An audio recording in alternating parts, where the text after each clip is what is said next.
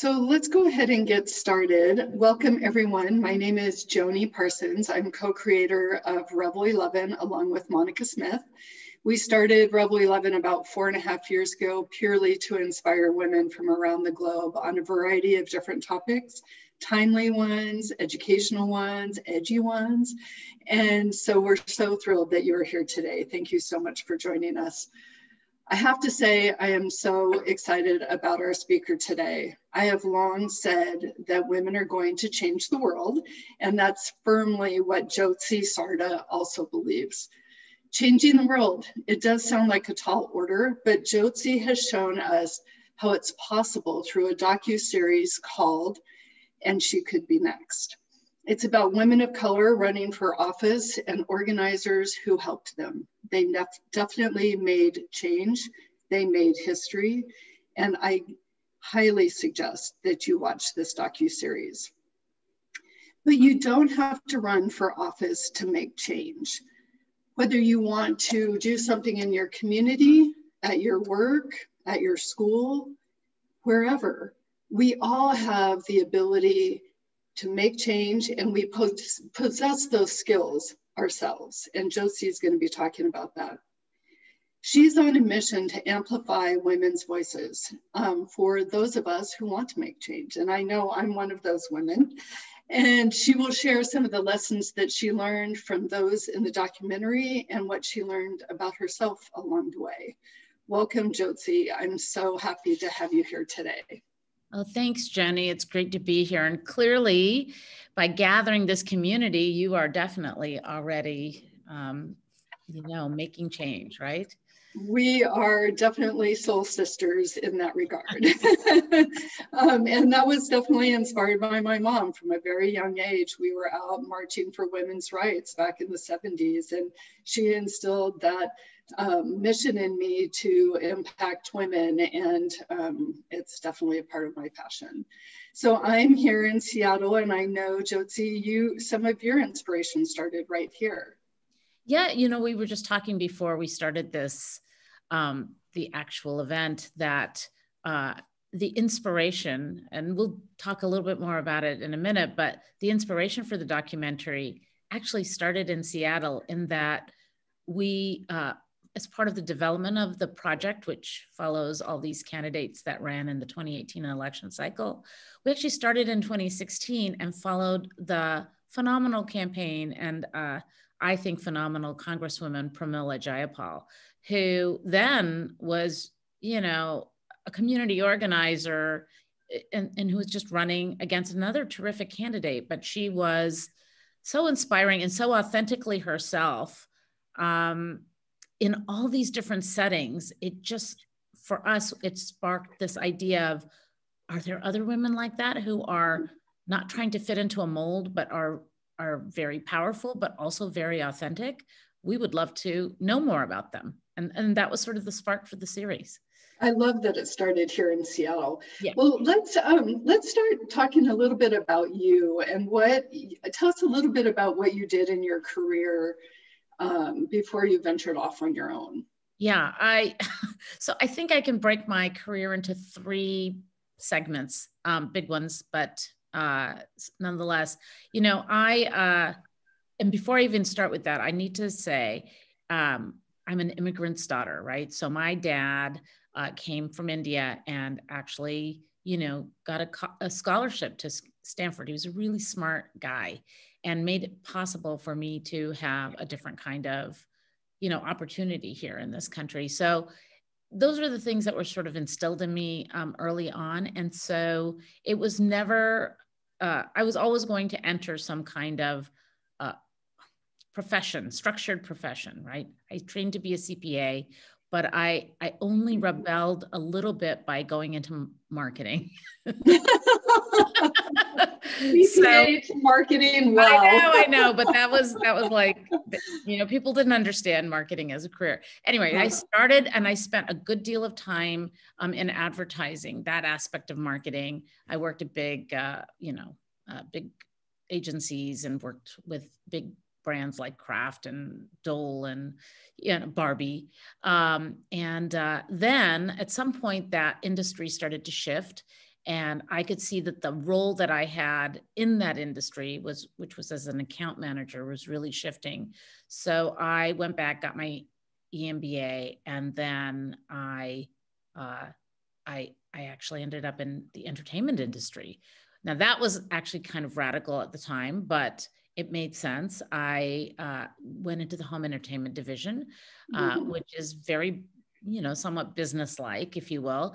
And I started at Fox, ran the TV on DVD business, which was really a big learning curve. I hadn't done something like that before. Moved over into the international division and worked on a lot of big theatrical releases, all within home entertainment. And the most notable being Avatar, which maybe some of our audience won't even remember, it was that long ago, but it was a very big movie at the time. And, that was the first time. Each of those changes definitely came with a sense that things were shifting in the industry and I needed to keep staying ahead of it. So Hulu was first introduced during my tenure on the TV on DVD side of the business. So that's why I switched over to international. And then after I had, come off of Avatar, which was really, really big film at the time. It really was. Yeah. And so it was like sort of, for me, it was a big accomplishment in my career. I thought it was time I could perhaps start my own business. So that was Nimble Media 1.0. So that's when you decided to leave corporate life. Well, that was the first time I decided to leave corporate life. Well, that was interesting because, and I've talked about it with other people before, I just didn't have it set up properly, in the sense I didn't have the emotional and the financial runway that I did the second time. So I just thought, I didn't realize it would take a bit of time to set up my own business and my own consulting practice. And so I got discouraged and anxious rather early. And now that I know more about it, I would say that, I should have given myself more time to really be successful. So I ended up with a consulting assignment with Paramount, and it grew in scope. And frankly, when they offered me a job, I was pretty eager to accept it because I was just feeling really uncertain about my ability to maintain the business, even though I had had a lot of interesting conversations and also different small jobs that could have turned into bigger ones. So I basically went back into, another form of home entertainment at Paramount. And I was there for 5 years and I worked on a number of big franchises. And I'm not sorry I did any of it because it was really a lovely, amazing opportunity. Yeah. And then finally, I was ready for Nimble Media 2.0. And I spent a good part of the final year there getting ready for it, having the conversations, saving money, taking care of things like health insurance, just being much more proactive. And so I was not, the word isn't relaxed, but I was prepared. Intentional, it sounds like. Yes, yes. And so when you finally decided to make that leap, was there a nexus point that you're just like, now is the time? Like, when did you know that it was the right time? Well, I couldn't find, I was looking for what the thing was that I needed to do next. And I kept thinking, a lot of the impetus for my changes have been my sense that my role or the industry around me was changing and I needed to stay ahead of it. That just is kind of a constant. And so this is back, just in 2016, this happened, but, streaming services were really starting to dominate. And my part of the entertainment business was shrinking. And so I thought, if I were to be laid off, I don't really have experience in that side of the business. So what is the way for me to get that? And I basically found a very well-funded streaming startup, and where I had something to offer and they had something to offer in the sense of allowing me to get that experience. I have to be candid in saying I really joined it thinking I'd be there for a year or so with get enough experience, and then I could be hired by a major like Netflix or Hulu or who, someone like that. And that didn't work out. So about 3 months in, the second round of funding didn't happen. And I was, I needed to figure things out because I had already quit my perfectly good job. And that was in that space. And I'm kind of shortcutting a lot of conversations I had with people. That was really networking very intentionally and really keeping myself open to a lot of discussions. Somewhere in there, in a pause, I had this crazy idea that I could, shed a light on the political process for women. And I could demystify it and therefore increase their participation and their agency. And that was me sitting on a bed reading some book that, that was like really the first spark of, and she could be next. And if I had any idea how tricky and what an undertaking it was, I probably wouldn't have started it.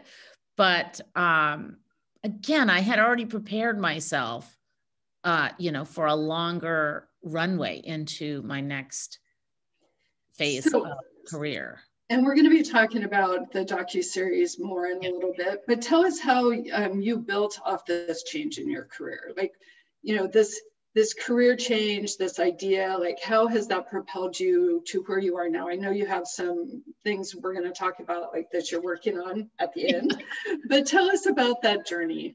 Yeah, well, I think part of it was being prepared to leave the comfort and the certainty of corporate life, the certainty of the paycheck, and also sort of like there was a structure, you knew what you were doing every day and you knew what was expected of you. So but I was now fully into it, and I sort of decided to just make the best of it. And I'm trying to think about, if I think about the change, part of it was leaving the structure allowed me to be more open to the things that I always had considered important, but I just didn't have the time for. So there was a lot going on in the country.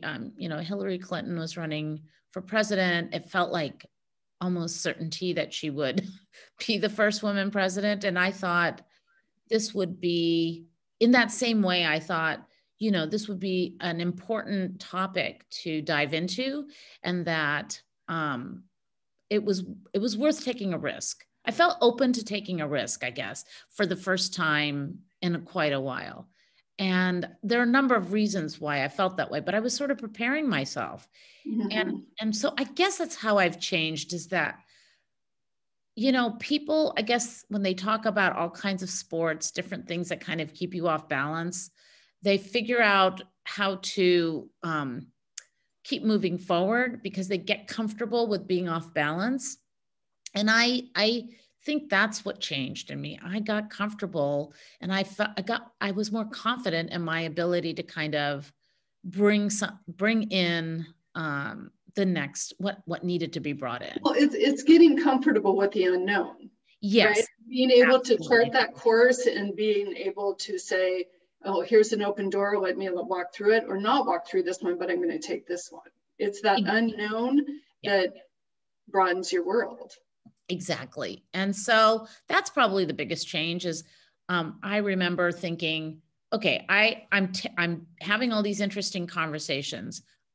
I think this is going somewhere, but it was being comfortable with the fact that I couldn't pinpoint exactly where. And, part of it is, and I don't want to shrug off the notion that I'd already achieved a certain amount in my career. So, I wasn't new on the, job scene, the work scene. Mm-hmm. I had a body of accomplishment, but in some ways it makes you more anxious, So tell us about some of the ways in which you witness these women that you were following advocate, empower, and create change. Well, not unlike what I was going through. So by the way, what really happened then, I had this idea. Yes, we filmed in Seattle in 2016 and witnessed this amazing, first Indian American woman in Congress, Pramila Jayapal, who's now a very, bold voice in Congress. Yes. Welcome voice. Yes. But I mean, I watched her. She was so, again, I cannot underscore the authentically herself in front of so many different audiences. And, she tailored her speech a bit, but she never really tried to change who she was. And I had started to get into that realization in my corporate life, but it was inspiring. And so then the election happened, and we did not end up with our first woman president. So that propelled me even further. And by the way, by this point, I had found a partner, because I wasn't a documentary filmmaker. And, part of, understanding who you are and how you want to go about and being bold, I suppose, is really understanding what you're capable of doing yourself, and then where you need to pull in expertise. And so I, pulled in my partners. First there was the first, my directing partner, she, experienced filmmaker, political, we're on the same page about what we wanted to tell in terms of a story, but she was the one with the real filmmaking expertise.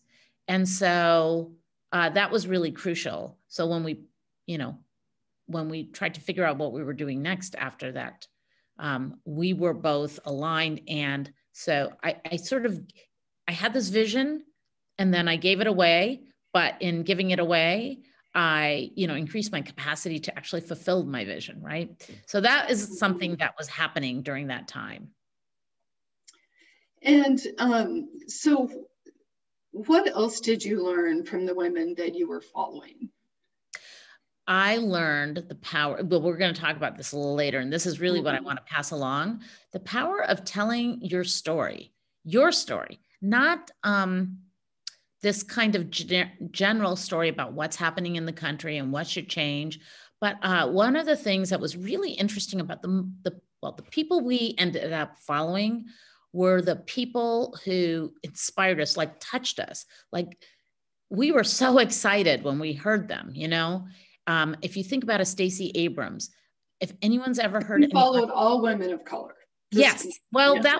that was the change that happened from 2016 and the election to, into 2017, when we really started in earnest. And one of the reasons why we picked only women of color to follow is we wanted to look at the issues of politics through the lens of race and gender.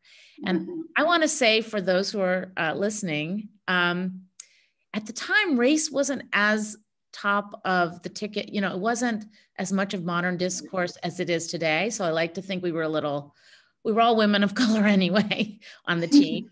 And so, but we just felt like it was an important cross-section to not just focus on one thing versus the other. And I think that ended up making the project much more on point when it came out. And I was only going to point out the power of story. If anyone's ever heard Stacey Abrams speak, she tells amazing stories about her personal experiences as a child. She talks about one instance where she was sort of othered at the governor's mansion when she was a high school student. That was so profound in the documentary.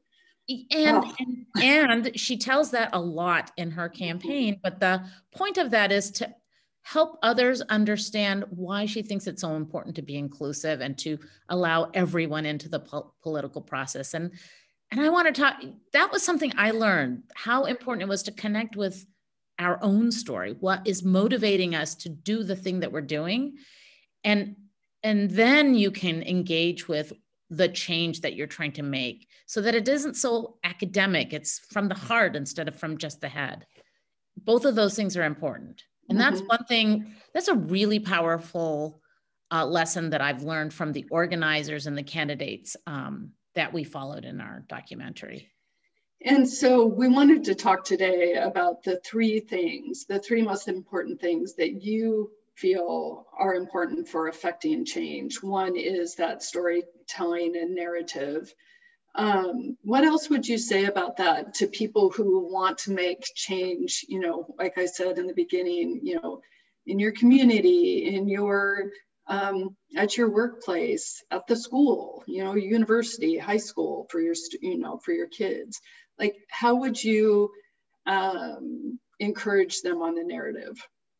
So just the first thing, as I was just saying, is stop, take a minute and think about why you are attracted to making this change. What is it about?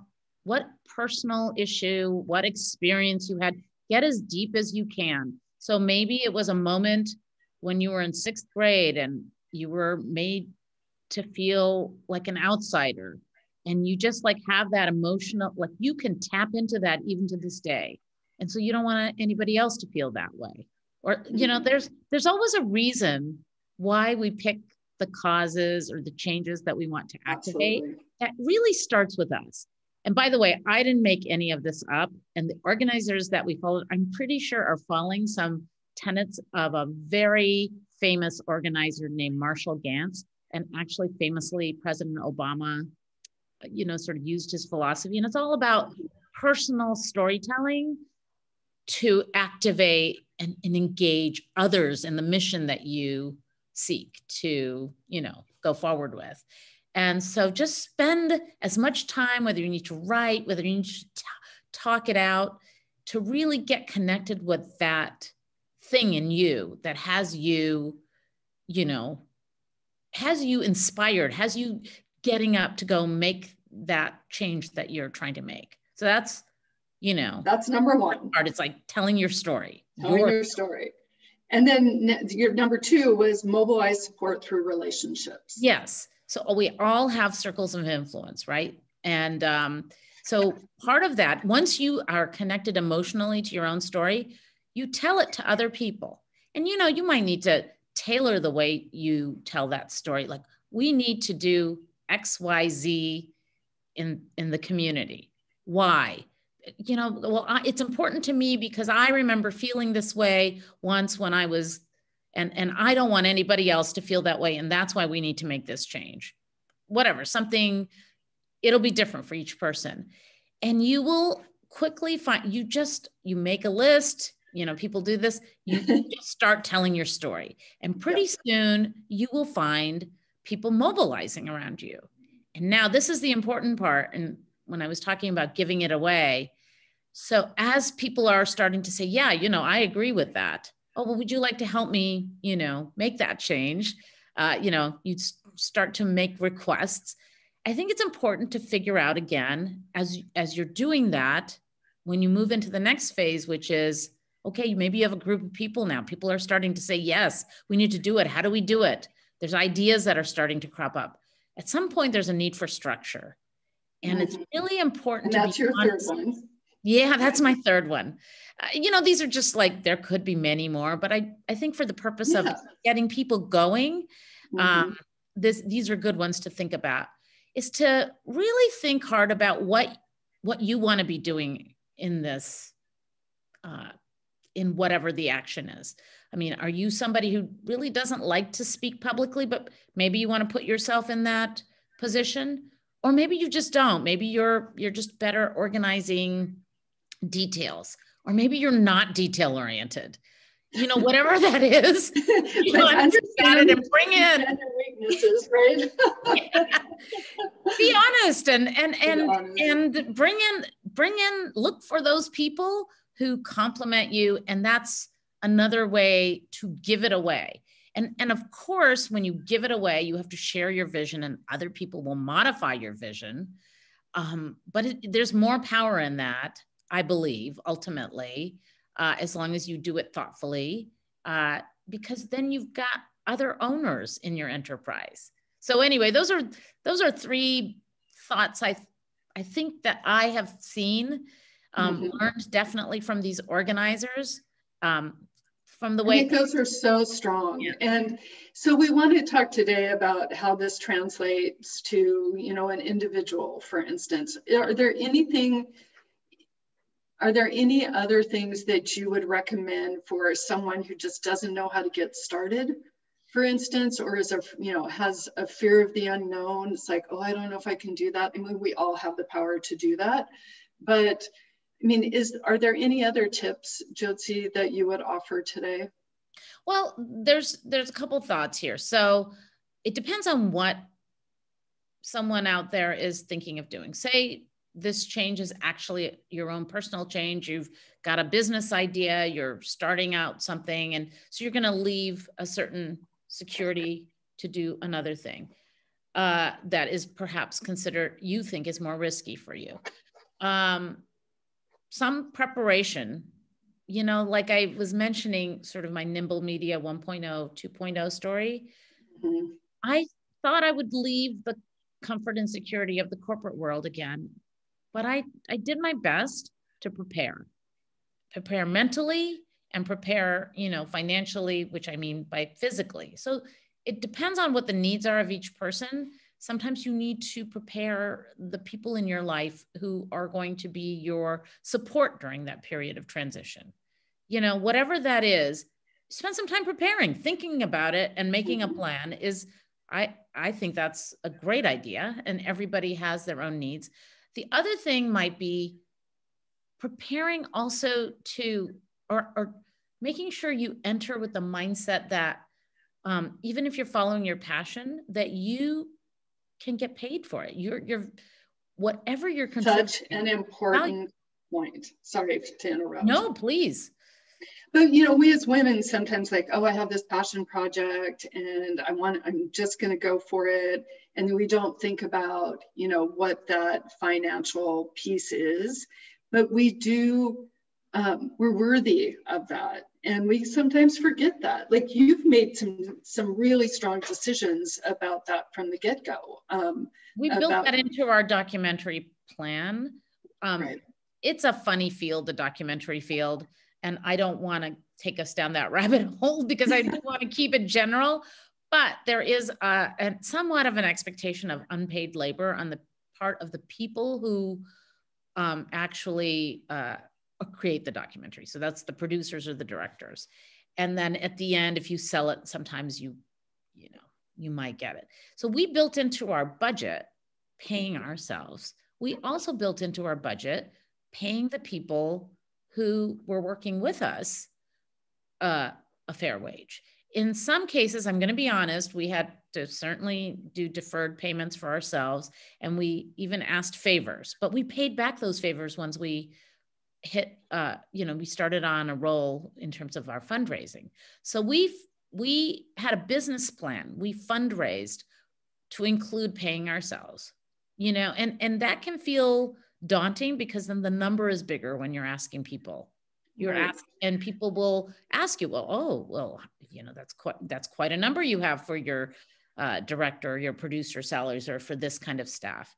And you have to really, have the confidence and the mindset that this is a service you're providing. So if you're starting an organization, some kind of nonprofit, you need to build in that plan for whoever's running Absolutely. It. And the thread that I hear, throughout this whole conversation is your mindfulness and your intentionality about everything that you've done to get to where you are today. What would you say about that piece of your planning, that intention, the vision? And, do you have a mindfulness practice? Is that a part of your day?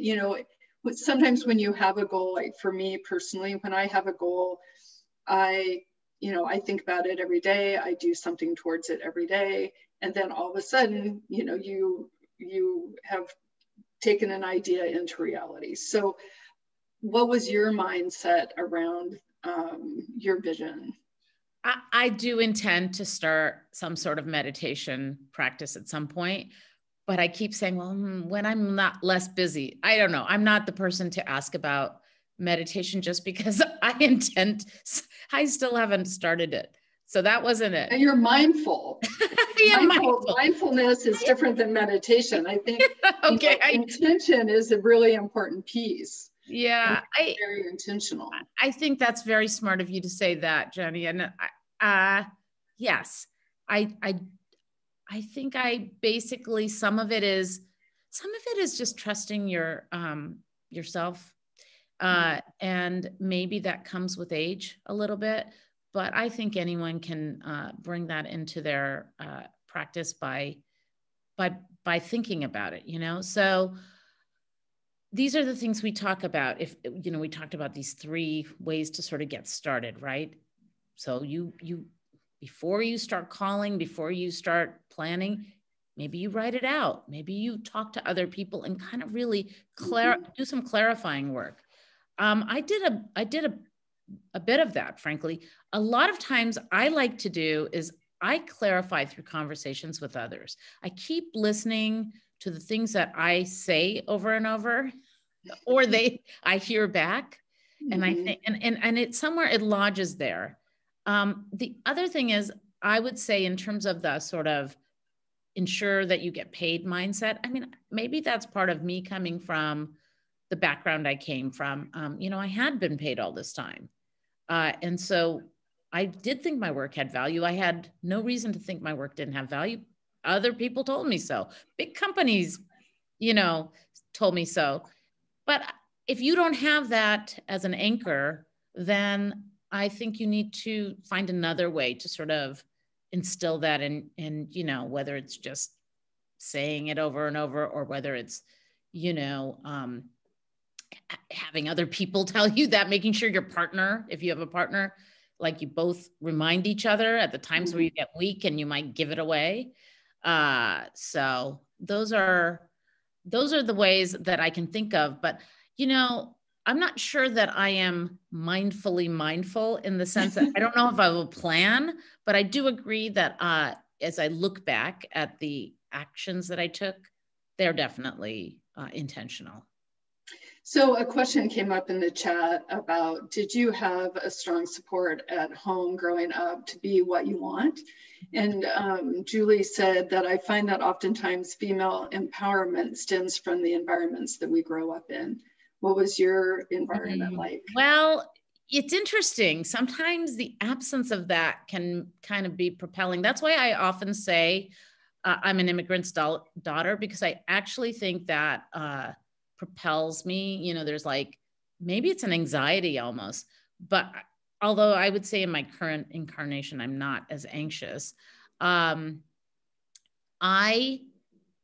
My father always said I was smart enough to do whatever I wanted to do, but he also thought I should get on it, And so they were very anxious when I decided not to become an accountant and CPA, which they thought was a very structured. Yes, and they didn't understand marketing, and so I would say there was actually not. They actually tried to sort of pull the rug in terms of schooling. Really, Indian family, okay, so really tried to steer me onto the correct path. So I would say no. They were supportive in terms of who I was, but they weren't supportive in terms of all of my choices. And so part of it is a bit of stubbornness on my part, that, like, I don't know where that came from. Like, I think I know what I'm doing. I somehow feel like I know what I'm doing, or I'm just going to not do what my parents are telling me to do. One of the other. I think we all have a little bit of that. Or maybe I'm going to also, somebody says I can't make a documentary, I'll show them. I don't, because I did hear that. It's like, I bet you haven't done that. Did you hear that a lot in your journey of making this documentary about, women of color, yes, politics? Oh, we heard time and time again as we would pitch, well, we're already doing women in politics. It's like, well, okay, this isn't that. Yeah. And they're like, why are you so focused on women in politics? My own friends would say that to me, women of color, excuse me. And so then you give your spiel. That's where having more than one of you is really helpful, because you remind each other of what you care about, what your values are. And if the 3 of you think it's important, we had 3 2 directors, and, 3 producers at one point. All of us, felt it was important, and we saw it out there in the field, in the women we were following, but it was a lot of naysaying. I think it's so now everyone thinks it's a very timely story. So. Right, and you were so ahead of, the conversation, but I would just want to read this, something that you had written. It's like, women, especially women of color, have always advocated for change largely out of necessity. In the past, they co-opted their power by standing behind male frontmen or women, or white women. And so there is a power and a charge for women of color that is different from others running in politics, right. Or for any other avenue of change, I believe. And what did you see, going back to what you wrote there, is that driving force? I mean, that's such a driving force already, but it's more powerful than anyone else, I think. Do you find that? Did you find? Well, yes. I mean, I think part of it is there's a lot of pressure to sort of conform, right? We all want to be, part of the norm. And so what you realize, and when you step out of whatever is considered the norm, you don't see it, but you know that everyone around you is sort of like you. This is like when people talk about, why aren't there more diverse superheroes? Well, surely there are, people who could be. And then when you finally see it, and it inspires this whole other group of people who just didn't see themselves on screen, and it's a commercial success. But until you're that first person who pushes that idea forward, you can feel very isolated and kind of like, well, maybe I've got the wrong idea. Maybe I'm wrong. Who am I to say how a studio should spend millions of dollars to create a superhero movie? I'm just using that as an example.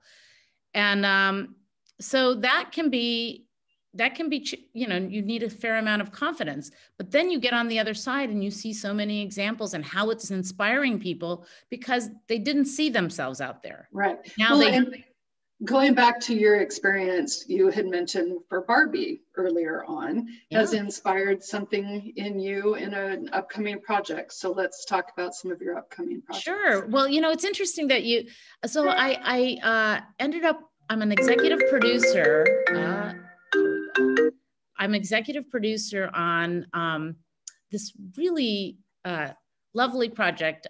My friend, Legeria Davis is doing called Black Barbie. And literally she is telling the story of identity through the toys, that we play with. Toy industry. Barbie is obviously an iconic presence, and, certainly a symbol of femininity for better or for worse. And what's really interesting about that brand, I used to work on it when it was just, the Barbie that most of us know. And now Barbie has become really diverse, and it's an exciting brand, but it took a lot of pressure from people to bring that about. And it's truly, reflecting all the types of girls that play with her. So I'm really just thrilled to support that project. And tell us about Lily. Oh, that's another one that I've started working on. So this is my friend Rachel Feldman. She's a writer-director, and she was really inspired by Lily Ledbetter.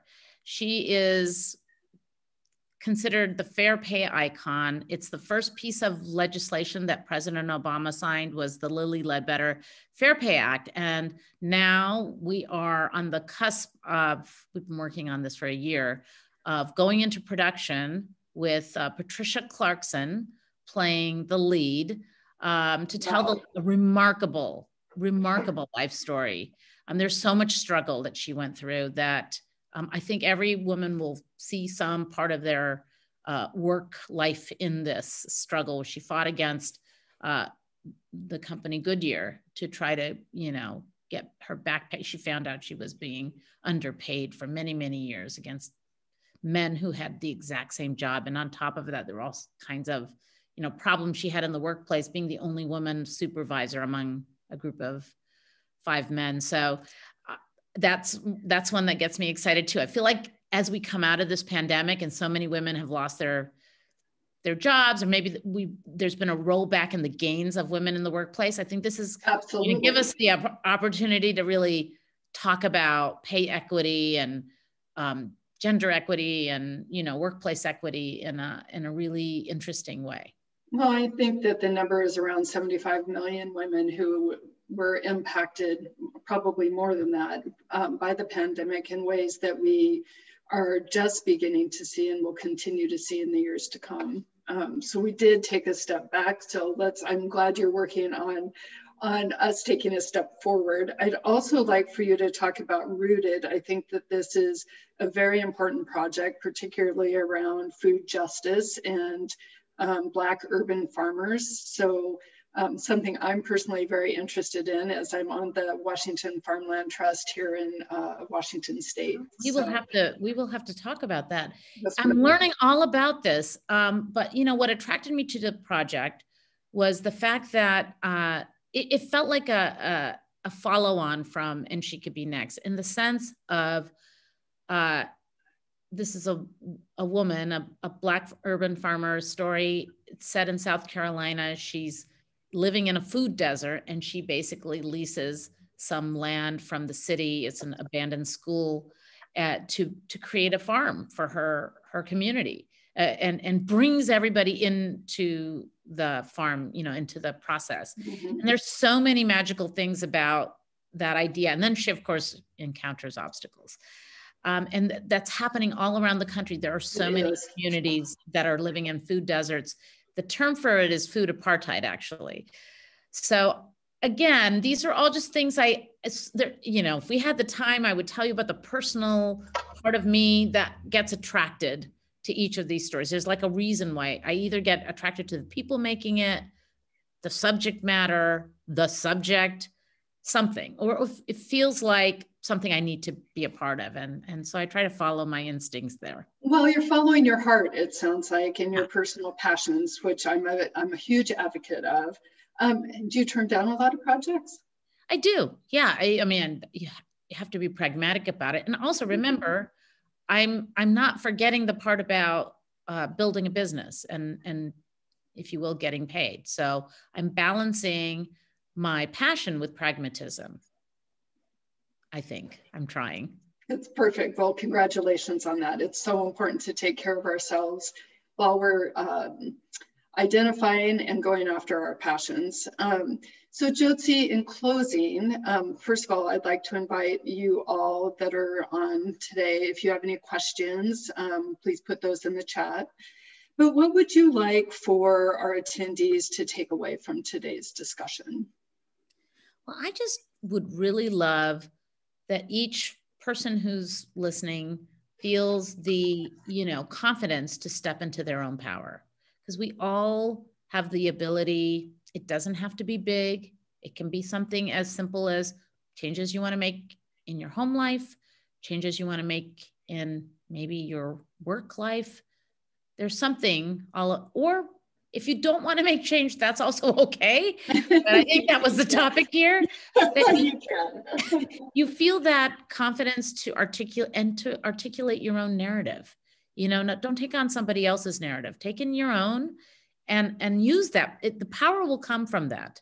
And I've seen it over and over again. And I've started to really flex that own power for myself. So I can say that I personally feel that that's true. And that the more you sort of use those muscles, the stronger they get. And I think the more joyful it is, frankly, even if you're talking about a serious topic, to really connect it to something personal inside of you and to express that to people over and over again. That is so inspiring, Jyoti. Thank you so much. I'm going to take some of that of your energy and continue my own personal work and passion. And I hope all of you do as well. It doesn't look like we have any more questions specifically right now. Is there anything one that I could that you got? Yeah. I'll just quickly, if you don't mind me saying this, Of course. There are some times where your stories are going to be personal and really could be rooted in trauma. And I think that could be a whole separate topic, but I have seen people, they just have to do it carefully, use some elements of that truth without exposing too much so that you're not re-traumatizing yourself over and over again. I have been in workshops, let's say, where people have really exposed some deep issues, and then they find the safe place for them to, you know, speak the truth that still, because you can tell when somebody's speaking from their emotional center without being too exposed. And that's my best way to respond to that on such, without going into a whole other train of thought. And that was for Simpliciano. That was a question that I just got. Well, thank you for answering that. I think that's really important to be able to create your own boundaries around a topic and do it the way you need to do it for you, and not think about others. But it's that personal choice on how you want to share. So thank you for having me, Joni. This was such a great discussion with you. Again, I am so inspired, and I hope you all are too. Thank you so much for joining us. I'd like to invite you to join us for other Revel 11 events. You can go on to revel11.com. We have some terrific